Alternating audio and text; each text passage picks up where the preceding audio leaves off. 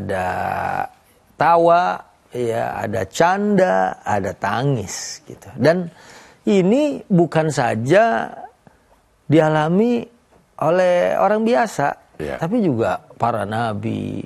Cobalah lihat Nabi Yusuf, Nabi Ayub, ya, dengan penyakitnya, ya, kemudian Nabi Muhammad Sallallahu Alaihi Wasallam. Bahkan, ya, kalau kita lihat surat Al-Baqarah 214, ya, kalau saya nggak salah mengingat itu, saat am hasibtum an tadkhulul jannata walamma ya'tikum mathalul ladzina khalau min qablikum massathumul ba'sa wad-dharra wa zulzilu hatta yaqula ar-rasulu wal ladzina amanu ma'ahu mata nasrullah. Jadi saat apakah kita dengan mudah bilang akan masuk surga, ya, padahal kita belum diuji oleh Allah Subhanahu wa taala. Padahal goncangan, penderitaan, ujian menimpa Nabi dan orang-orang yang beriman, sampai kemudian mereka mengatakan mata nasrullah, kapan sih datang pertolongan Allah. Nah, kalau kita lihat juga ada hadis Nabi SAW yang menyebutkan bahwa innallaha idza habba 'abdan ibtalahu. Allah kalau suka atau cinta kepada hamba diuji, ya, dengan keadaan yang kadang tidak mengenakan buat dirinya. Jadi ini memang merupakan suatu keniscayaan dalam hidup. Lah, kalau tadi di dalam ceritanya udah abdel tentang orang gila, kenapa dia senyum terus gitu, ya? Ya mungkin karena dia nggak mikirin apa-apa gitu. Sementara kita juga kalau nggak overthinking gitu, nggak terlalu banyak mikirin. Karena para sahabat kan gitu, mereka hidupnya tuh fi hududil yaum, dalam batasan hari ini. Dia nggak khawatir gitu apa yang terjadi di depan. Kebanyakan tuh kan orang khawatir itu karena mikirnya terlalu panjang. Nanti ini gimana. Ya kalau lihat dari sini mungkin dia sih girang aja gitu, ketawa aja orang. Dia nggak mikirin apa-apa. Ya, kita juga kalau tidak terlalu berlebihan. Nanti kalau begini ini gimana? Kalau ini begini.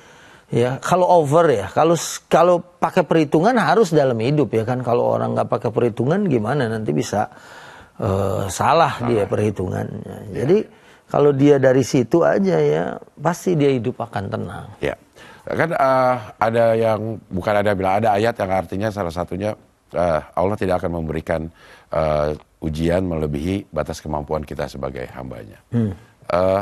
Tapi kalau kita lagi sedih kan sulit untuk berpikir seperti itu. Kita yang melihat di luar kayaknya, udahlah tenang. Allah nggak ngasih ujian yang lebih. Tapi pada saat kita ngerasain kayaknya agak sulit untuk apa ya? Untuk berlaku seperti itu, Ustaz. Iya betul. Ya, karena la yukallifullahu nafsan illa wus'aha. Allah nggak uji kita kecuali dalam batasan kemampuan kita.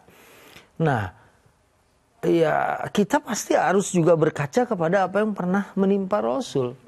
Nabi juga pernah bersedih waktu anak laki-lakinya wafat, ya kan? Nabi nangis. Innal aina la tadma, ya.